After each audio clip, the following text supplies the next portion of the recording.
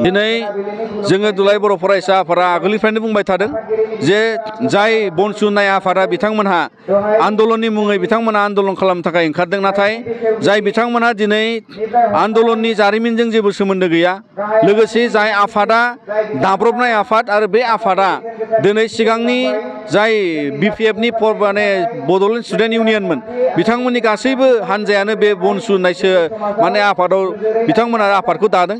दा बिनिखायनो जोंहा फोथायनायबो गैया आरो बिनिखायनो बेयाव राजनिति उद्देश्यआबो गोथारथि गैया। जाय हान्जाया दिनै सोमावसारनायनि मुङाव बिथांमोना गोबां दैदेनगिरिखौ सोंखारिनाय, गोबां आफादखौ सोंखारिनाय बेबायदि मोनसे थासारियाव बिथांमोना लोब्बा जादों। दा बेखायनो दिनै दुलाराय बर' फरायसा आफादा जोंनि जे गोथार दाबिमोन आरो बेखौ जोङो दिनै गाराखै, नाथाय सुक्तिनि उनाव गोरोबथानि उनाव जोङो आफादा थिरांथा लानानै 2003 मायथाइयावबो आन्दलनखौ दोनथ'नाय जादोंमोन।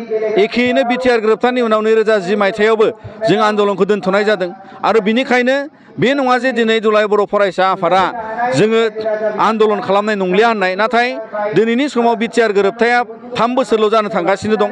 दिनै नोंथांमोना मिथिगौ बिटिसि गोरोबथायाबो थांनाय 2020 सिम बेवहायबो 17 बोसोर जाबायमोन, नाथाय गोबां आद्रा थानाय दफा दङमोन जाय दफाफोरखौ सिगांनि सरकाराबो मावफुंनो हायाखै आरो बिनिखायनो लासै लासै जोंनि गिदिर गिदिर जे मावफुंनांगौ हाबाफारि बिटिआर गोरोबथा जों बेखौ मावनानै लानांगौनि सम नांगौ आरो बे समखौ जोङो थाबैनो मोनगोन होननानैबो जोङो दिनै नांथाबनानै मावगासिनो दङ। आरो बिनिखायनो बेयाव बर' रायजोनि गेजेराव जि खौसेथि, बर' हारिनि गेजेराव जि अनलायनाय, बे गासैखौबो लानानै जों दावगालांनांगौ।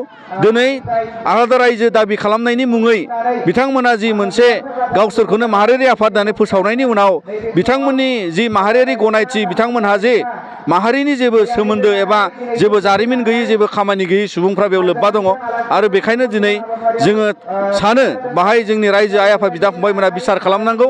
मानोना दिनैनि समाव अबथिरायै बेबायदि मोनसे गोरोबथानि उनाव गोरोबथाखौ नेवसिनानै, गोरोबथाखौ सोंखारिनानै आलादा रायजो दाबिनाय खुनु दिन जाबोफेराखैमोन।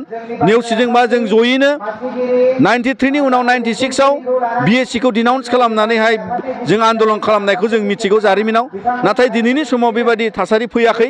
बै समनि थासारिया आलादा, दानि समनि थासारिया आलादा आरो दिनै जों गासैबो गोरोबथायाव फैनायनि उनाव गोजोन मोनथाय थासारिखौ सोरजिबाय।